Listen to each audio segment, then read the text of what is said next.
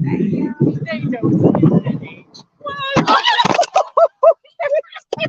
That was just the cemetery trying to set up. All right. It just kept blowing over here. I will hold it, and then I'll be like close up because that is so good. Okay. Got it. That was an opening right there. We are obviously out here. I have Amy Zolens with me. Look at this. We have never been on the same camera. The same screen. Look at that.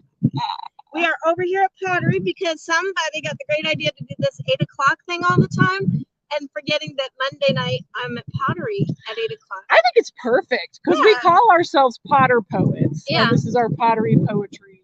Oh my gosh, I said it right. So swish. Yeah, I actually made a metaphor today because I had to write a poem that was due before I went to Pottery, and I said, well, my brain just feels like clay. Ah, yes. And it's clay day. So it's clay day. Yes. So today I said I was going to review Roadkill King by Dan B. Fierce. And that is what, just surprisingly, we happen to be in a road.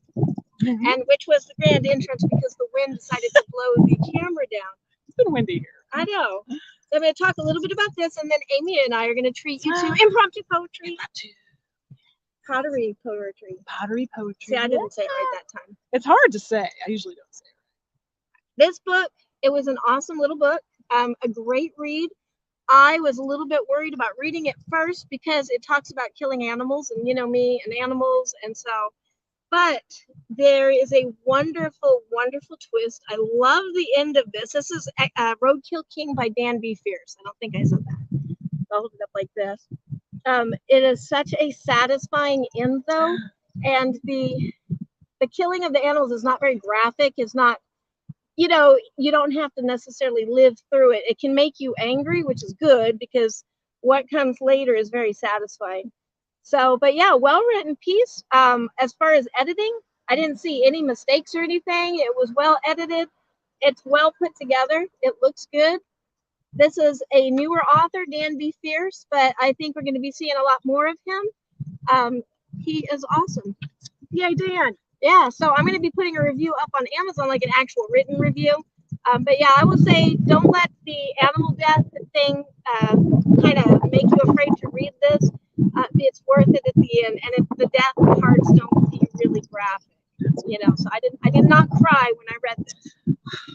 That's good. That's a good recommendation. I love the idea. I haven't read it. I love the idea that there's a satisfying. Oh, he definitely gets some comeuppance. Good. So read this. Give this to your animal cruelty friends. Your friends that like want to hurt animals. Give them this book. They'll receive their comeuppance, perhaps. But yeah.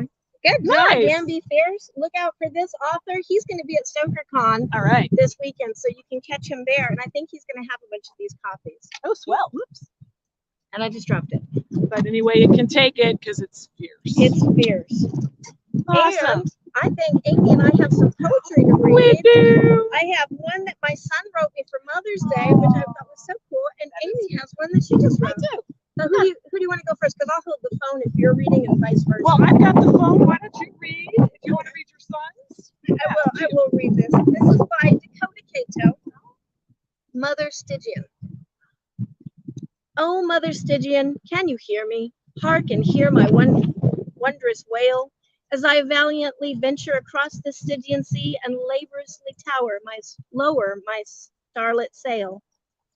The cast iron currents froth around my ship, and hollow horrors below do nip and gnash my luminous limbs they wish to rip, and take me down to the auspice of ash.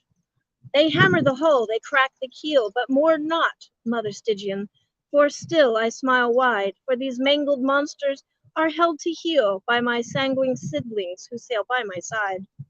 Our vacuous vessels cross the eternal expanse, ever hunting through this haunted space, and merciful Mother Stygian, chasing for the chance to be held once again by your loving embrace. Oh, Mother Stygian, will you sing and smile when we finally discover and destroy your cavernous cage? Or will the journey leave us vicious and vile, and you scream at us in your rueful rage? And that never happened. I have never screamed in rueful rage. Oh, me neither.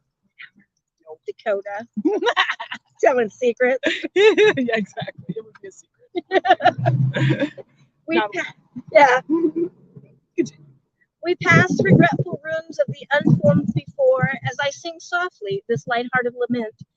Those who were roasted by the roar of father flames' first flagellant descent.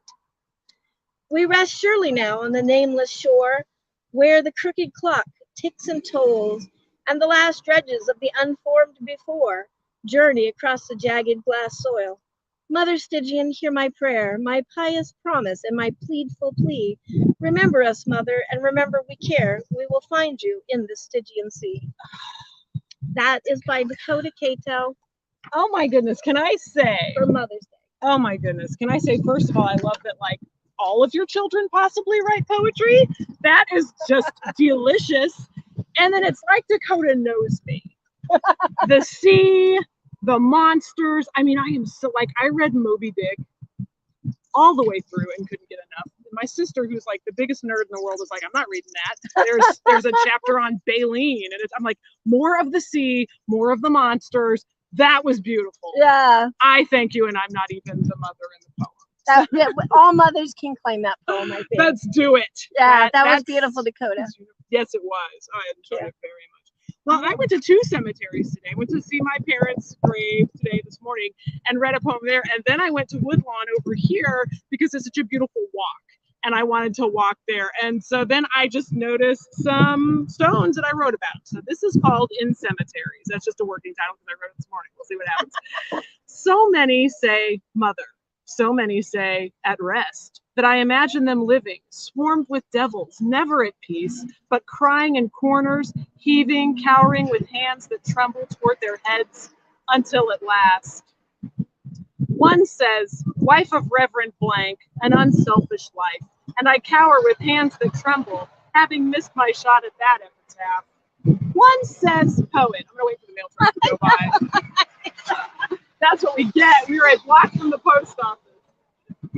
They deliver for us. Okay, final stanza. One says poet, and nudged us poets local to unearth his works in the world of the living, and to fall in love and walk in trances and read his works to him in the graveyard, certain of his irrelevant beauty, and to clutch our own poet mantles around us all the closer. Leroy Smith. Oh my goodness, I love the cemetery. And I think I want to reword that. I just wrote it today, but I don't want it to sound like his beauty of his poetry is irrelevant. His physical beauty, which is something that I'm always aware of, but also, you know, physical beauty is the kind of thing that like boys say, for example, in high school, that I found physically beautiful. I would point out to my sister and she'd be like, what? He's the biggest dork. And I'm like, he's beautiful. So boys can be dorks. They can be, and sometimes it works because it's different. Yeah. You know, there's something special there, an artisan kind of quality. So thank you for listening to Ed Cemetery. Thank you. Very raw. I like how we both usually wind up going, so let's see what happens. Yeah, exactly. That is very much our way. We may start this whole thing with the phone flying off the front of the truck. And you know what? I've seen that happen to plenty of people. I feel like that's becoming, if you do things like this, that's becoming a universal like experience. It's almost an initiation. Yeah. That's how you know this is real. I keep trying to get us both in there. Okay, I know. Yeah, we were a whole. Yeah, here, I'll climb in. I won't be shy. We are giving you the real thing here. That was Dan B. Fierce and his book Roadkill King, On a Road. Look at that. Look at that. On a real road. On the beautiful Independence Square, Independence, Missouri, home of Harry Truman. I don't know, 33rd president. Yep. And we had a cameo appearance by a mail truck. We did. This is for real, folks. And we're right next to our pottery class. This is where we take pottery. This is the side of it. Yeah. Well, we're carrying it. We can bring it. Oh, yeah. Well, we will. Would you like to come to pottery with us? It's a beautiful day in the neighborhood. A beautiful day. We won't actually go in because we don't want to freak everybody out. But... we don't want them to feel like they're on camera. But, the torso is gone. That made me go into the first place. But that's all right. I've immortalized them in poetry. This is where we go to pottery. Our door. This is where you can go. It's on Maple Avenue. You can find it right down the street from Polly's Pop and Square Pizza. Yeah. Is this the street with the discount casket outlet? Yes. Yes, it's right down. You may not be able to see it, but Polly's Pop, lit up down there is Square Pizza. I think on the corner is Clinton's, which is Yeah. Harry Truman's first job around the And year there's a movie 1900. theater down there. Yeah, the Pharaoh. Yeah. I think it's a, wait, where's the, yeah, it's across from the courthouse. So, yeah. Yeah, We love this. It beautiful looks town. quiet, but we love this town. I love this town. This is an awesome town. I grew up here, and Angela has adopted this town. Yes, I am an implant. Yeah, exactly, So. and we love her. So Yay. neat. I'm glad I got to be a part of it. Yeah, me too. That was awesome. So go get Dan's book, Roadkill King, Dan B. Fierce. Find him at StokerCon. Tell him you saw it here. We don't have to say that. That sounds like advertising. But that would be tell awesome. tell him hi for me. But yeah, and then I hope you guys have an awesome night, and I hope you go create something absolutely magnificent right now that will blow all our minds, and then tell us about it. Whether it's pottery or poetry. Yeah, or something else, or anything. just we can't imagine throwing phones as like performance art. I'm very big on performance art. I do that all the time. I do too. All right, thank you guys. Bye. We're gonna go do some more pottery.